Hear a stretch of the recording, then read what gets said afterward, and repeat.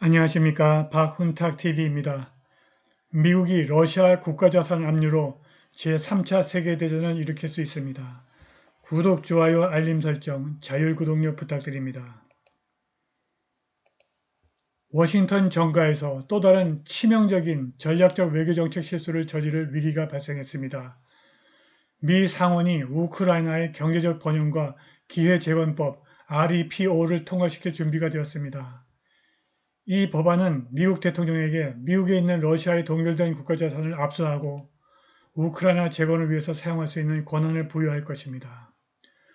러시아의 국가자산을 몰수하는 것은 경제전쟁 행위입니다. 이러한 자산을 압수하고 우크라이나로 이전하는 것은 워싱턴에게 희열을 느끼게 할 수는 있겠지만 평화를 가져오지는 못할 것입니다. 이 법안의 통과는 러시아의 전쟁이 우크라이나뿐만이 아니라 실제로 미국과 서방의 전쟁이라는 모스크바 강경파의 견해를 강화할 뿐이고 결국 미국과 러시아가 관계를 안정시키거나 개선하기 위해 노력할 수 있다는 희망은 완전히 무너질 것이라고 랜폴 상원의원이 말했습니다.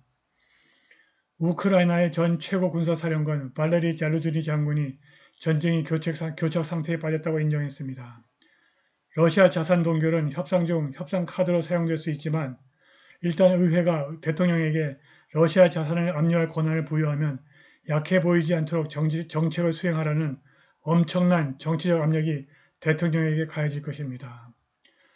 바이든이 최근 미국 인질 오명을 풀어주는 대가로 동결된 이란 자산을 반환했다는 이유로 언론과 민주당원들로부터 비난을 받았습니다. 그는 다시 그런 결정을 내릴 것 같지 않습니다. 러시아 자산 몰수는 모스크바가 우크라이나와 협상할 수 없다는 점을 확신시킬 뿐입니다. 그 결과는 우크라이나의 멸망이 될 것입니다. 더 많은 우크라이나 군인과 민간인이 사망하고 더 많은 도시와 마을이 폐허로 변할 것입니다. 역사는 경제전쟁이 폭력적인 적대 행위로 변한 사례로 가득 차 있습니다. 많은 역사가들은 해상 침략에 대해서 프랑스와 영국을 처벌하기 위해서 의도된 1807년의 미국의 금수 조치가 1812년 전쟁으로 이어졌다고 믿고 있습니다. 마찬가지로 프랭클린 D 루즈벨트가 일본의 주권 자산을 동결하고 석유 및 휘발유 수출에 대한 금수 조치를 시행하기로 한 결정이 일본의 진주만 기습을 초래했습니다. 과거는 우리에게 제한된 모든 복수 행위를 받아들이는 것이 얼마나 어리석은 일인지 가르쳐줍니다. 미국 상원의원들은 우리의 행동이 미국의 안보와 번영을 보장할 것인지 물어볼 의무가 있습니다. REPO법과 관련하여 러시아인들은 이미 우리를 위해서 그 질문에 답변했습니다.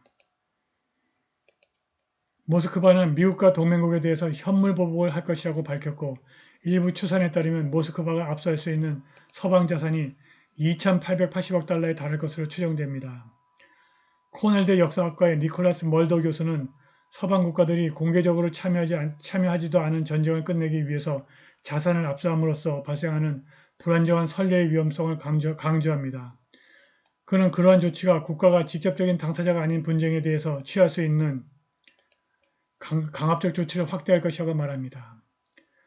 러시아 자산을 압수하면 중국을 포함한 다른 나라들에게도 미국이 더 이상 세계 경제의 보증인으로 신뢰할 수 없다는 확신이 들게 될 것입니다. 그들은 달러에서 벗어나 또 다른 통화로 준비금을 보유하려고 할 것입니다. 이러한 탈달러화 과정은 미국의 재정 건전성을 저하시키고 미국인들이 기대하는 번영을 더 이상 달성할 수 없게 만들 것이므로 완전한 재앙이 될 것입니다. 실제로 미국에 있는 러시아 국가자산 3천억 달러를 차압해서 유용해버리면 나머지 세계가 보유한 미국의 국채를 일제히 덤핑 칠 것이고 미국의 유동성이 넘쳐나 초인플레이션이 발생할 것입니다. 게다가 이 법안은 러시아에게 미국에 대한 분노를 불러일으키는 또 다른 도구를 제공할 것입니다. 미국 지도자들은 규칙에 기초한 국제질서를 말하지만 미국이 전쟁 중이 아닌 다른 나라의 자산을 몰수하는 것이 규칙에 기초한 국제질서인지 의심스럽습니다. 멀더 교수는 경제적 보복은 제3자의 특권이 아니라 피해를 입은 국가의 특권이라고 주장합니다. 미국의 행동은 국제법에 대한 존중을 강요하기보다는 미국이 국제법을 무시하고 있다는 사실을 적들에게 보여줄 것입니다.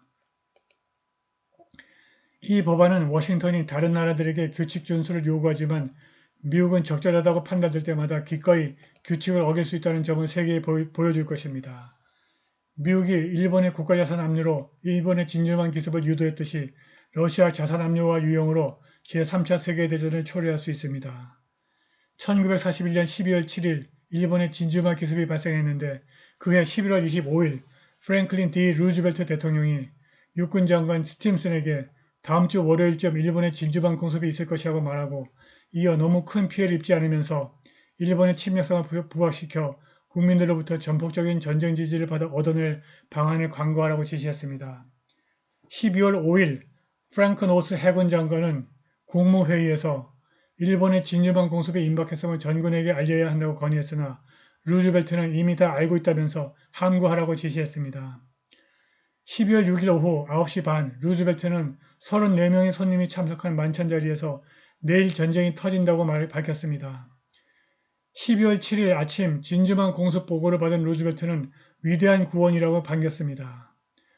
루즈벨트 집무실에서 이러한 모습을 지켜본 해리 홉킨스 기자는 국가적인 충격이 있었음에도 불구하고 마치 오랫동안 기다리기라도 한 것 같았다고 수려했습니다.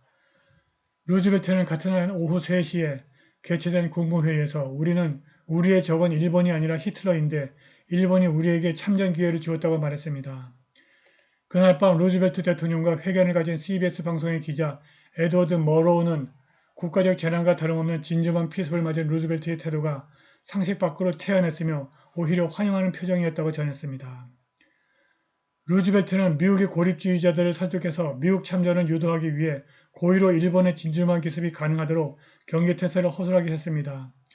1948년 찰스 비어드가 이러한 주장을 편 이후로 매우 다양한 루즈벨트 음모설이 제기되었고 피츠버그 대학의 도널드 골드슈테인 교수는 루즈벨트 대통령과 그의 참모들은 제2차 세계대전에 개입하기 위해서 재난이 필요했다. 그것도 작은 피해가 아니라 큰 피해가 필요했다고 주장했습니다. 해군 출신 언론인 로버트 스티네트도 1999년 Day of Decid이라는 저서에서 루즈벨트와 그의 참모들은 공습 전 하와이 주변 해상 정체를 중지시켜 일본의 대규모 공격을 유도했다고 주장했습니다. 일본과 전쟁을 위해서 루즈벨트 정부는 미국 내 일본의 자산을 동결하고 파나마 운하 사용을 금지했고 영국과 공조로 일본 무역에 대한 무제한적 봉쇄 조치를 단행했습니다. 일본은 중국과 전쟁에 필요한 석유 및 기타 전략자원의 수급이 불가능해졌고 미국은 수차례에 걸쳐 도쿄를 상대로 미국의 군사적 대응을 암시했습니다. 11월 26일 미국은 일본에 보낸 최후 통첩에서 미국은 무역 봉쇄 해제에 대한 조건으로 중국, 인도, 차이나로부터 일본군이 완전히 철수할 것과 독일이 이탈리아와 추축 동맹에서 탈퇴할 것을 요구했습니다. 미국의 러시아 국가자산 동결과 유용은 제3차 세계대전을 만들기 위한 첫 번째 조치일 가능성을 배제할 수 없습니다. 오늘 방송은 여기까지입니다. 감사합니다.